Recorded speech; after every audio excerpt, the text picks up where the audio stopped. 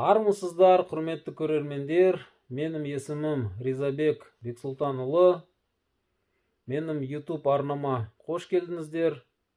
Бұрынғы бейнелерімде көргендеріңіз бар шығар, көрмегендеріңіз бар шығар. Мен домбырамен Құралай сұлу жырын Иса Байзақов атамыз жазған. Соны домбыраға салып, осы YouTube каналға бейне материал ретінде қойған едім.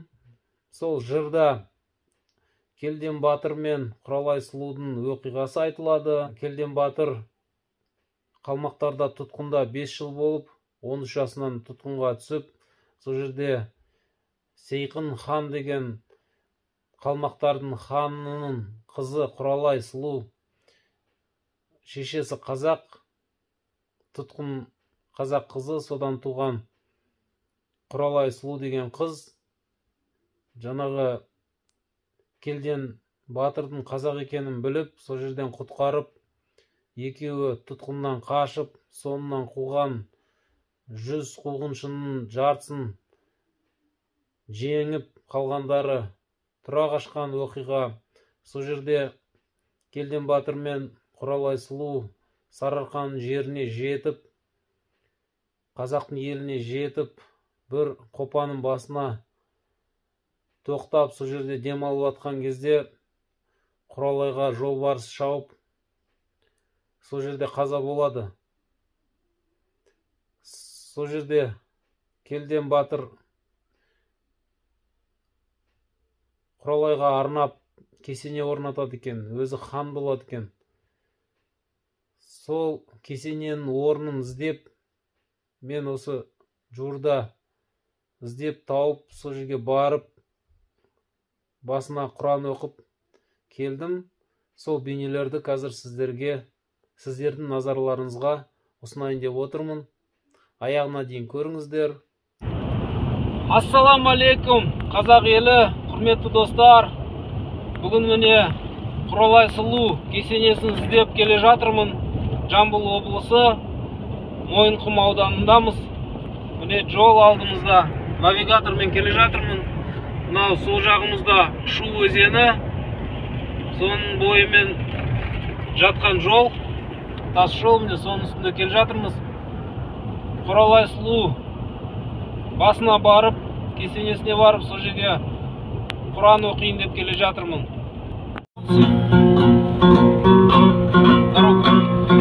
Күмістей ақсақалды қартқа басқан, жас мөлшері 80-нен еркін асқан, жамылған торғын оны сүйретіліп, келден тұр үй сыртында қозғалмастан. Сүйеніп таяғын шырқайналып, алысқа жағалатып көзін салып, бұлдырап кәрі көзді кеш ұялтып, қарайды маңдайына қолын алып. Батуға шетілінген алтын арай, жер аспан үстен қарай. Қоңыр түс ойға түсіп, қабақ жауып, тынышталып келе жатыр дүние солай. От шашып қызыл жібек маңайына, нұр төгіп көкжиектің маңдайына, түсіріп шымылдығын бір заманда күн сұлу кіріп кетті сарайына.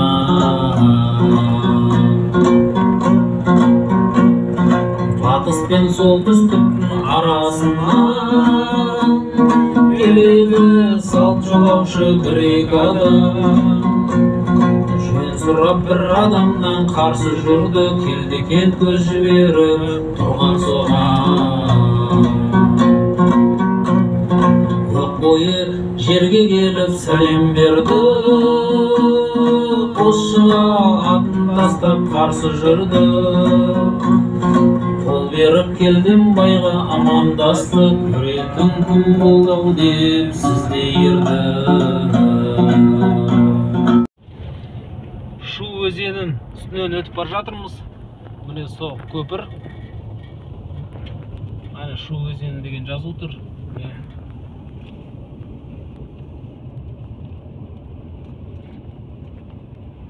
Осы Шу өзені бер жақта тұр.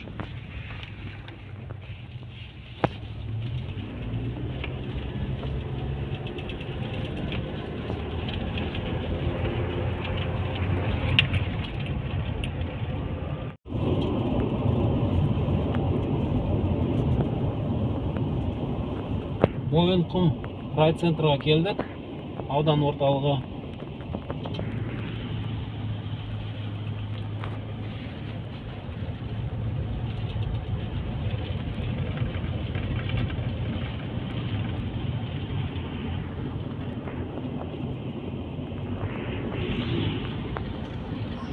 Мойынқұмнан Ұланбелдіге баратын жолдың үстінде 150 шақырымнан кейін осындай бұрылыс бар, оңға қарай, Кіші Қамқалы ауылына қарай.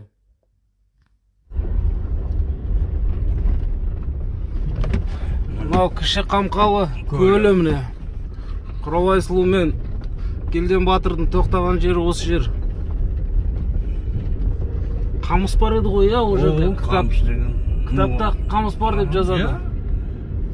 Ит тұмсық өтемайтын қамысы бар ғой, ар жаққа өтемайды. Сол кесенесіне бара жатырмыз. Кіші Қамқалы ауылында Арқабек аға міне бізді қарсы алып жаңағы кесененің басына апара жатыр өз машинасымен. Мынау көл міне.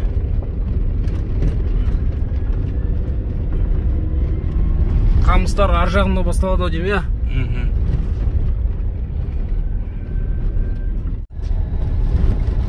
Міне кесенеге жақындап қалдық. Мына жерлер бұрынғы заманда су болған сияқты ғой. Судың жиегінде салынған, қазір су тарылып қалған ғой.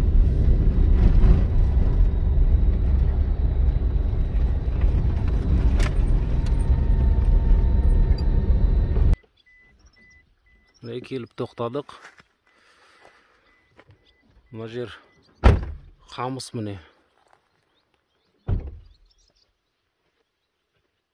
Жолбарыстар осы қамыстың ішінде жүрген ғой баяғыда.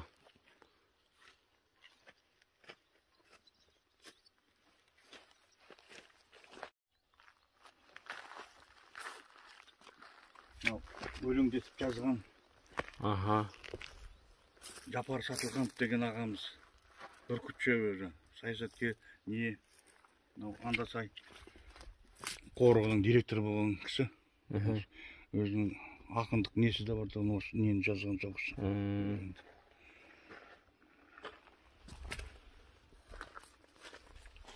Ерболат ағамызға да рахмет. Атасына рахмет деп келген кісілер бата беріп жататын күмбезді көріп. Мына жаңа Келден Батырдың несі.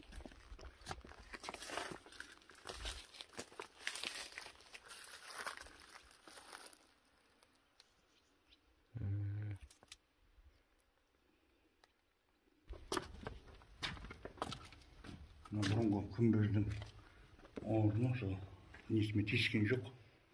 Осымен не қылыпты. Иhdина сиратал мустақим, сиратал лазина алғамта ғалейхим, ғалил мағзуби ғалейхим ва алла далин. Амин. Бисмиллахир-рахманир-рахим. Құлху Аллаху ахаду Аллаху самад, лам ялид ва лам юлад, ва лам якун лаху куфуан ахад. Құлху Аллаху ахаду Аллаху самад, لم يلد ولم يولد ولم يكن له كفوا أحد. قل هو الله أحد الله الصمد لم يلد ولم يولد ولم يكن له كفوا أحد. سبحان ربك غزات ما يصفون والسلام على المرسلين الحمد لله رب العالمين. يا الله تعالى осы Құранның сауабын пайғамбарымыз Мұхаммед саллаллаху алейхи саламның рухына бағышладым. Арнайы осы жерде жатқан Құралай сұлу рухына бағышладым. Келден Батыр рухына бағышладым. Иса Байзаков атамыздың рухына бағышладым. Осы өңірде жатқан Құран дәметкен аруақтардың бәріне бағышладым.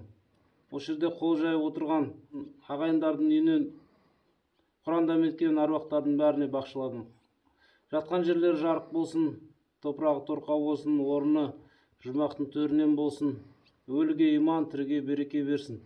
Раббана атина фи дуния хасанатан, ва фил ахирати хасанатан, ва қина ғазабаннар. Аллаху акбар. Оқылған Құранымыз қабыл болсын. Амин.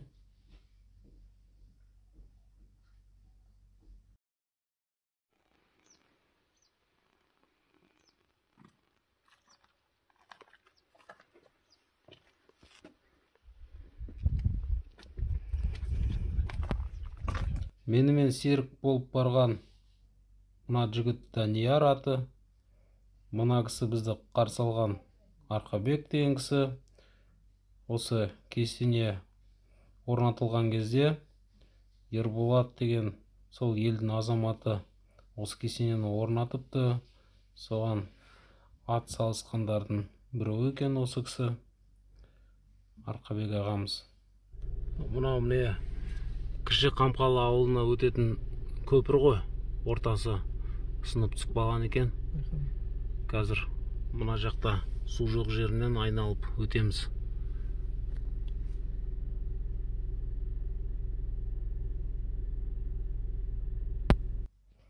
Құрметті ағайындар, осымен бүгінгі бейне аяқталды. Сау саламат болыңыздар.